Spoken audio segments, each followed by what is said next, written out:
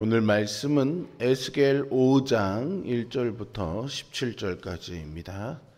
에스겔 5장 1절부터 17절입니다.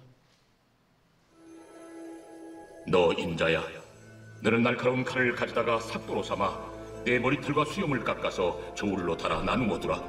그 성읍을 에워싸는 날이 차거든 너는 터럭 3분의 1은 성읍 안에서 불사르고 3분의 1은 성읍 사방에서 칼로 치고 또 3분의 1은 바람에 흩어라. 내가 그 뒤를 따라 칼을 빼리라. 너는 터럭 중에서 조금을 네 옷자락에 싸고 또 그 가운데에서 얼마를 불에 던져 사르라. 그 속에서 불이 이스라엘 온 족속에게로 나오리라. 주 여호와께서 이와 같이 이르시되 이것이 곧 예루살렘이라. 내가 그를 이방인 가운데에 두어 나라들이 둘러있게 하였거늘 그가 내 규례를 거슬러서 이방인보다 악을 더 행하며 내 율례도 그리함이 그를 둘러있는 나라들보다 더하니 이는 그들이 내 규례를 버리고 내 율례를 행하지 아니하였음이니라. 그러므로 나 주 여호와가 말하노라. 너희 요란함이 너희를 둘러싸고 있는 이방인들보다 더하여 내 율례를 행하지 아니하며 내 규례를 지키지 아니하고 너희를 둘러있는 이방인들의 규례대로도 행하지 아니하였느니라. 그러므로 나 주 여호와가 말하노라. 나 곧 내가 너를 치며 이방인의 목전에서 너에게 벌을 내리되 내 모든 가증한 일로 말미암아 내가 전무후무하게 내게 내릴지라. 그리한즉 내 가운데서 아버지가 아들을 잡아먹고 아들이 그 아버지를 잡아먹으리라. 내가 벌을 네게 내리고 너희 중에 남은 자를 다 사방에 흩으리라. 그러므로 나 주 여호와가 말하노라. 내가 나의 삶을 두고 맹세하노니 네가 모든 미운 물건과 모든 가증한 일로 내 성소를 더럽혔은즉 나도 너를 아끼지 아니하며 궁유를 베풀지 아니하고 미약하게 하리니 너희 가운데서 3분의 1은 전염병으로 죽으며 기근으로 멸망할 것이요 3분의 1은 너희 사방에서 칼에 엎드러질 것이며 3분의 1은 내가 사방에 흩어버리고 또 그 뒤를 따라가며 칼을 빼리라. 이와 같이 내 노가 다한즉 그들을 향한 분이 풀려서 내 마음이 가라앉으리라. 내 분이 그들에게 다한즉 나 여호와가 열심으로 말한 줄을 그들이 알리라. 내가 이르되 또 너를 황무하게 하고 너를 둘러싸고 있는 이방인들 중에서 모든 지나가는 자의 목전에 모욕거리가 되게 하리니 내 노와 분과 중한 책망으로 네게 벌을 내린즉 너를 둘러싸고 있는 이방인들에게 네가 수치와 조롱거리가 되고 두려움과 경고가 되리라. 나 여호와의 말이니라. 내가 멸망하게 하는 기근의 독한 화살을 너희에게 보내되 기근을 더하여 너희가 의뢰하는 양식을 끊을 것이다. 내가 기근과 산업 짐승을 너희에게 보내 외롭게 하고 너희 가운데 전염병과 사륙이 일어나게 하고 또 칼이 너희에게 임하게 하리라. 나 여호와의 말이니라. 아멘. 예수님은요, 우리를 가리켜서 세상의 빛이라고 말씀하셨습니다. 그러나 그 빛이 세상을 비추지 못하고 어둠이 되어버릴 때 우리는 하나님의 심판을 피할 수 없습니다. 본문은 이방인보다 더 악을 행한 이스라엘에 대한 심판을 전하면서 우리에게 세상의 빛으로 살아갈 것을 강력히 권고합니다. 에스겔은 하나님의 명령에 따라서 계속 상징적인 행위를 사용한 경고를 이어가고 있습니다. 그가 이렇게 행위로 예언하는 것은 말을 하지 못하기 때문이기도 하지만 그의 상징적 행위가 말보다 훨씬 선명하게 하나님의 심판을 전하는 도구가 되었기 때문입니다.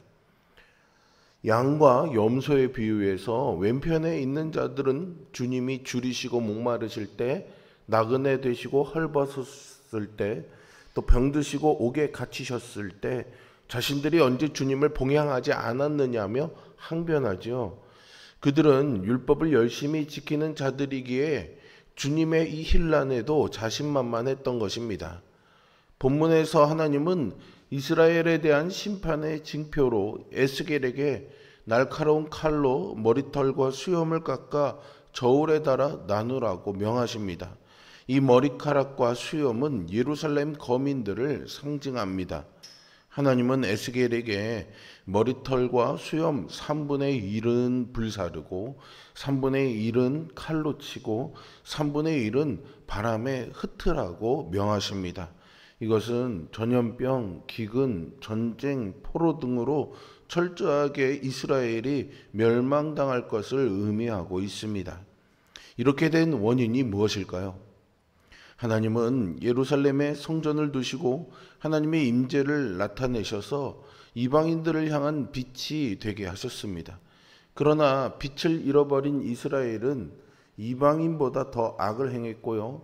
하나님의 율례와 규례는 물론이고 이방인들의 규례조차 따르지 않는 거악을 행했습니다. 뿐만 아니라 하나님의 집을 우상에 가증한 것들로 더럽히기까지 했죠.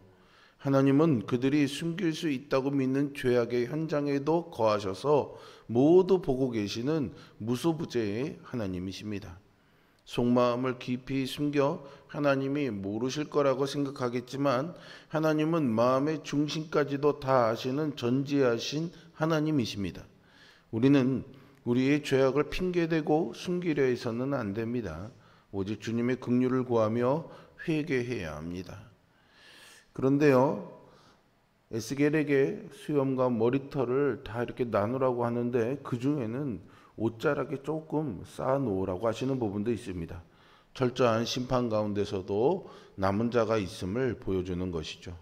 또 그중 일부가 불에 던져지는데 그들 중 일부가 하나님이 이스라엘을 심판하시는 일에 쓰임받을 것을 보여줍니다. 바벨론에 끌려온 이스라엘은 이 메시지를 듣고 이제 예루살렘으로 금방 돌아갈 수 있을 거라는 희망을 버려야 했습니다. 70년의 포로 생활을 통해 죄값을 다 치르기 전에는 회복이란 있을 수 없었습니다. 우리는 죄의 결과를 절대로 가벼이 여기서는 안 되고요. 죄가 얼마나 무서운지 마음에 새겨야 하겠습니다. 하나님은 무엇보다도요, 우상 숭배를 싫어하신다는 것을 우리는 잘 압니다. 그런데 이스라엘이 우상을 숭배하기는 했지만 하나님을 아예 모르고 우상만 숭배한 이방 민족보다는 그래도 하나님을 조금이라도 더 섬겼을 것입니다. 그렇다면 하나님은 왜 바벨론이 아닌 예루살렘을 심판하시는 것일까요? 주님은 많이 받은 자에게 많이 요구하십니다. 하나님은 당신의 백성이 순결한 주님의 신부가 되고 이방에 주님의 거룩한 빛을 전해주기를 원하셨던 거죠. 이스라엘의 사명은 이방 민족들 가운데서 하나님의 영광을 드러내는 것이었습니다. 즉 세상의 소금과 빛의 역할을 하는 것이죠. 그러나 그들은 이방인보다 더 악을 행하고 하나님의 말씀을 어기고 하나님의 성전을 멸시했습니다. 그 결과는 이방 민족들이 보는 가운데 심판받는 것이었죠. 그래서 하나님은 예루살렘에게 가족들이 서로를 잡아먹지 않으면 안 될 정도로 전무후무한 벌을 내리시며 이방인들 앞에서 수치를 당하게 하시고 그 남은 자들을 다 흩어버리겠다고 선언하십니다. 하나님은 그들이 우상을 숭배했던 것도 잊지 않으십니다. 결국 예루살렘은 언약적 저주에 따라 철저하게 심판받을 것입니다. 실제로 소금과 빛의 역할을 감당해야 할 그리스도인들 중에 오히려 불신자들도 하지 않을 악을 저지르면서 구원을 받으리라는 헛된 생각을 하는 이들이 있습니다. 하나님은 그렇게 뻔뻔스러운 자들을 더 크게 벌하신다는 사실을 잊어서는 안 되겠습니다. 하나님이 이렇게 심판하시는 이유는 바로 그 백성이 하나님을 경외하고 돌아오기를 바라시기 때문입니다. 그렇지만 이 징계는요, 절대 가볍지도 않습니다. 예루살렘은 황무해지고 이방인들에게 모욕거리, 수치, 조롱거리가 되고요. 불순종의 결과가 무엇인지를 보여주는 본이 될 것입니다. 예루살렘의 주민들은 기근으로 양식이 떨어지고 사나운 짐승들에게 피해를 당하며 전쟁의 고통을 겪을 것입니다.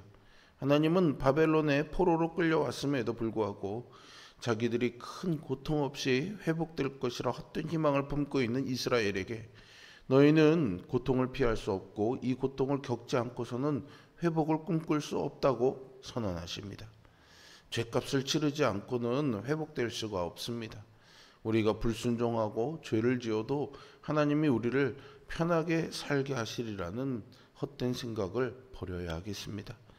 그렇다면 이스라엘의 죄악상을 낱낱이 파헤치시고 엄중한 심판을 선고하시는 하나님의 마음은 어떠했을까요?